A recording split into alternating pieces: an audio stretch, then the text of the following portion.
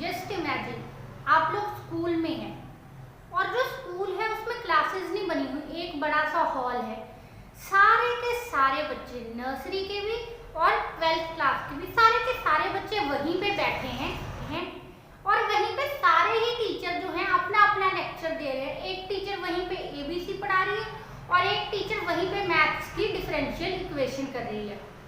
कितना हौच पौच हो जाएगा ना, सारा कुछ समझ ही नहीं आएगा किसी को। अब देखिए आप लोगों के पास तो फिर भी अपने सब्जेक्ट्स की बुक होंगी और फिर भी आप कंफ्यूज हो जाएंगे।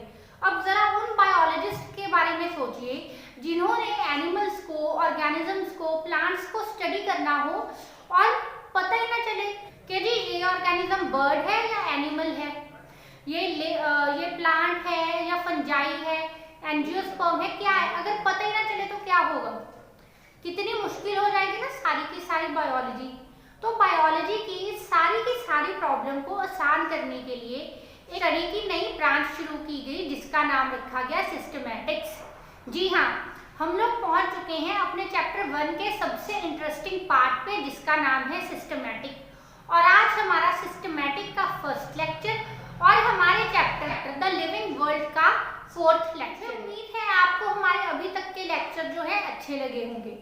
और अगर आप इस चैनल पे पहली बार आए हैं और आपने हमारे नीट 2022 की क्लासेस जो है शुरू से नहीं देखी तो आई बटन दबाएं, वहां पे बायोलॉजी 11th क्लास की प्लेलिस्ट जो है उसे प्ले करें, सारे के सारे लेक्चर देखें और फिर इस लेक्चर को शुरू करें ताकि आपको क्रोनोलॉजी समझने में आसानी। तो अब आज की हमारी जो क्लास है ये है सिस्टमैटिक्स की, लेकिन इससे पहले एक बार अपने पिछली क्लासेस की रिवीजन कर लेते हैं जिसमें हम लोगों ने पढ़ा था कि लाइफ क्या है, एक कॉम्प्लेक्स ऑर्गेनाइजेशन, अलग अलग रिएक्शंस की जो कि मिलके एक ऑर्गेनिज्म की ग्रोथ को और डेवलपमेंट को रिप्रेजेंट करती है।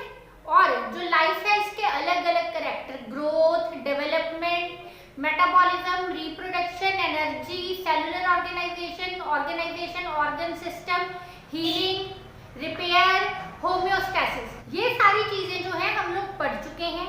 कल के लेक्चर में हम लोगों ने पढ़ा था मेटाबॉलिज्म। मेटाबॉलिज्म हम लोग किसे बोलते हैं? Metabolism is the sum total of all the reactions occurring inside a living cell that maintains the living state of that cell. Metabolism is of two kinds due to two necessary conditions of life: growth, repair, and energy. So, metabolism is of two types: anabolic and catabolic.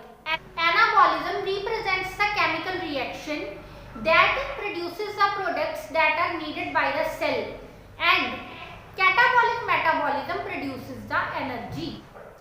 तो चलिए अब शुरू करते हैं systematics. Systematic को detail में शुरू करने से पहले आपको 6 टर्म्स जो है वो समझनी बहुत जरूरी है।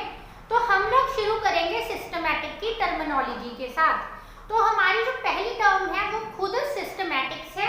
अब ये जो टर्म है सिस्टमैटिक्स, इसे कॉइन किया था सिम्पसन ने। सिम्पसन जो है उस साइंटिस्ट का नाम है जिसने सिस्टमैटिक टर्म्स को कॉइन किया था, वो कार्टून वाले सिम्पसन्स नहीं, ठीक है। इस सिम्पसन ने 1961 में सिस्टमैटिक टर्म को कॉइन किया था। अब ये जो सिस्टमैटिक है ये क्या है? ये स्टडी है जो कि ऑर्गेनिजम्स की डाइवर्सिटी, यानी कि ऑर्गेनिजम्स की जो वैरायटी है, अलग अलग तरह के जो ऑर्गेनिज्म हैं, वो जो ऑर्गेनिजम्स में हम लोगों को विभिन्नताएं दिखती हैं, उनसे डील करने की स्टडी को बोला जाता है systematics. And how does it deal with the variety of organism? By bringing out the comparative and evolutionary relationships of various organism. देखिए जो सिस्टमैटिक है ये डील करता है कि जो अलग अलग ऑर्गेनिजम्स हैं उनमें आपस में क्या कंपैरेटिव रिलेशनशिप है और कैसा एवोल्यूशनरी रिलेशनशिप है। एवोल्यूशनरी रिलेशनशिप का मतलब है कि आज के समय में जो जितने ऑर्गेनिज्म हैं क्या वो एक ही ऑर्गेनिज्म से इवॉल्व हुए हैं या अलग अलग ऑर्गेनिज्म से इवॉल्व हुए हैं, कौन से ऑर्गेनिज्म का एंसेस्टर कौन सा है, कौन से ऑर्गेनिज्म हैं जिनका एक कॉमन एंसेस्टर है और कौन से ऑर्गेनिज्म हैं जो डिफरेंट एंसेस्टर्स से इवॉल्व हुए हैं। तो ये सारी स्टडी को बोला जाता है सिस्टमैटिक। और सिस्टमैटिक जो है बायोलॉजिकल टूल्स यूज करती है ये कंपैरेटिव और एवोल्यूशनरी रिलेशनशिप्स फाइंड करने के लिए। और वो बायोलॉजिकल टूल्स क्या क्या है, फिजियोलॉजी, ऑन्टोजेनी, बायोकेमिस्ट्री, एम्ब्रियोलॉजी, ये सारे क्या है, ये बायोलॉजिकल टूल्स हैं जिनको स्टडी करके हम लोग ऑर्गेनिजम्स जो हैं उनके एवोल्यूशन स्टडी कर सकते हैं। तो ये थी हमारी पहली टर्म सिस्टमैटिक्स। हम लोगों की दूसरी टर्म है टैक्सोनॉमी। टैक्सोनॉमी और सिस्टमैटिक्स जो है ये इंटरचेंजेबली यूज कर लिए जाते हैं, लेकिन जो टैक्सोनॉमी है सिस्टमैटिक्स से 100 साल से भी ज्यादा से पहले कॉइन कर दी गई थी। टैक्सोनॉमी टर्म जो है वो डी कैंडल ने हमें 1831 में, ठीक है, डी कैंडल ने 1831 टैक्सोनॉमी जो है कॉइन कर दी थी। और टैक्सोनॉमी क्या है, it is a study that deals with principles and procedures of identification. Taxonomy उन प्रिंसिपल्स की स्टडी है, उन प्रोसीजर्स की स्टडी है जिनके थ्रू हम लोग किसी भी ऑर्गेनिज्म की आइडेंटिफिकेशन करते हैं, पहचान करते हैं, उसे बोला जाता है टैक्सोनॉमी। तो ये जो है ये दो बहुत ही इंपॉर्टेंट टर्म्स थी हमारे सिस्टमैटिक्स की, सिस्टमैटिक्स और टैक्सोनॉमी। इसके बाद की जो 4 टर्म्स हैं वो बहुत ही आसान है और आपको याद करनी बहुत ही आसान रहेंगी। Next is classification. अब आप कैसे याद करेंगे कि क्लासिफिकेशन क्या है?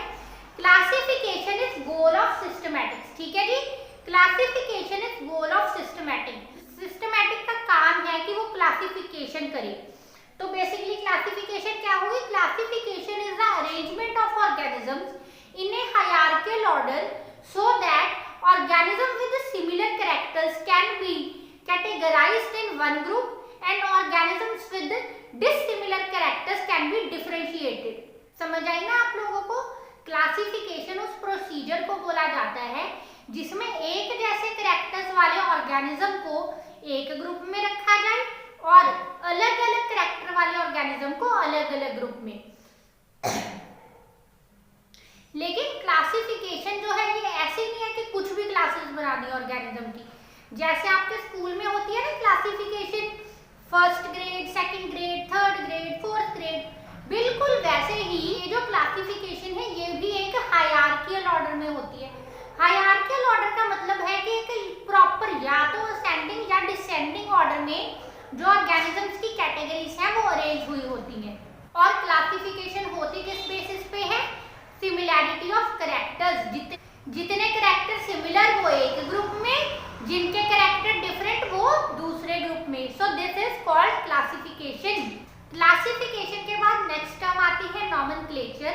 और नॉमेनक्लेचर जो है ये सिस्टम है ऑर्गेनिजम्स की नेमिंग का। जितने भी ऑर्गेनिज्म हैं उनके जो साइंटिफिक नेम्स हैं, ठीक है, जितने भी ऑर्गेनिज्म हैं उनके जो साइंटिफिक नेम्स हैं उन्हें देने के तरीके को बोला जाता है नॉमेनक्लेचर। साइंटिफिक नेम्स के बारे में हम लोग एक बिल्कुल ही सेपरेट लेक्चर अलग से पढ़ेंगे। तो उस लेक्चर को देखने के लिए आप हमारे चैनल स्टडी मेधा अकेडमी पे जरूर बने रहें।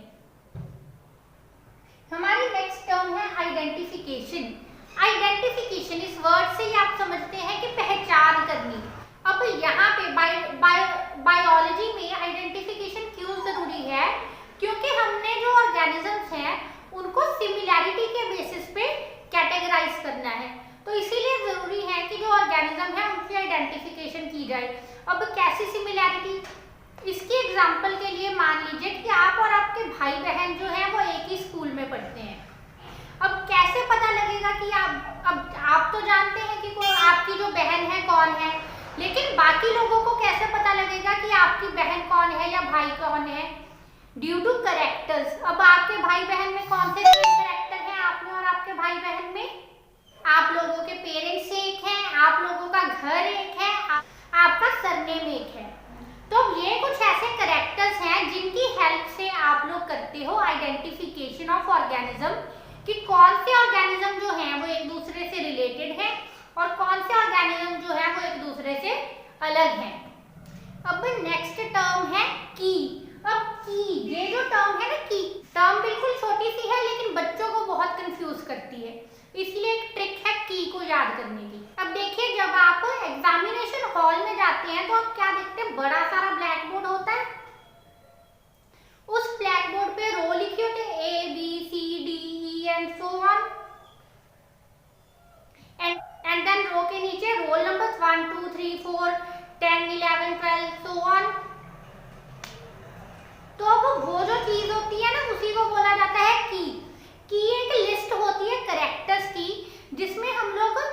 कैरेक्टर्स को या तो ऐड कर देते हैं या रिमूव कर देते हैं। ठीक है, कैरेक्टर्स या तो ऐड कर दिए या रिमूव कर दिए ताकि जो की ऑर्गेनिज्म है उसकी आइडेंटिफिकेशन हो जाए, तो इसे बोला जाता है की। ये था हमारा आज का लेक्चर। अगर आप लोगों को ये लेक्चर अच्छा लगा है तो इस वीडियो को लाइक करें, शेयर करें और हमारे चैनल स्टडी मेधा अकेडमी को सब्सक्राइब करें।